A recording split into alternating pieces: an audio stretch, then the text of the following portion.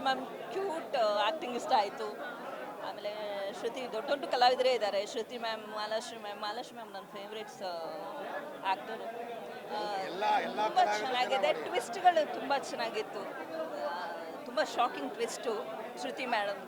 Actually ಅಂದ್ಕೊಂಡಿರಲಿಲ್ಲ. ತುಂಬ ಖುಷಿ ಆಯಿತು. ಫ್ಯಾಮಿಲಿ ಬಂದು ನೋಡುವಂಥ ಸಿನಿಮಾ. ಎಲ್ಲರೂ ಬಂದು ಮಾದೇವನ ಥಿಯೇಟ್ರಲ್ಲೇ ನೋಡಿ. All the best Madeva. Thank you so much. ನನಗಂತೂ ಪ್ರಭಾಕರ್ ಸರ್ನೇ ನೋಡ್ದಂಗೆ ಆಯಿತು ತೆರೆ ಮೇಲೆ. ನಿಜವಾಗ್ಲೂ ಅವ್ರದ್ದೇ ನೆನಪಾಗ್ತಾ ಇತ್ತು. ಅವ್ರನ್ನ ಪ್ರತಿಯೊಂದು ಅವ್ರದ್ದು ಫೈಟಿಂಗ್ ಆಗಿರ್ಬೋದು, ಅವರ ಎಮೋಷ್ನಲ್ ಸೀನ್ ಆಗಿರ್ಬೋದು.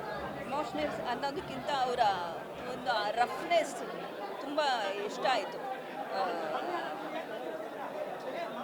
ಒಂದು ರೀತಿ ಅವರ ಮುಖ ಹೆಂಗಿತ್ತು ಅಂತಂದರೆ ನಗುನೇ ಮರ್ತೋಗಿದ್ದಾರೇನೋ ಅನ್ನೋ ಥರ ಒಂದು ರೀತಿ ತುಂಬ ಖುಷಿ ಆಯಿತು ಅದು ನೋಡಿ. ಅವರ ಪ್ರಭಾಕರ್ ಸರ್ನೇ ನೋಡ್ದಂಗಾಯ್ತು.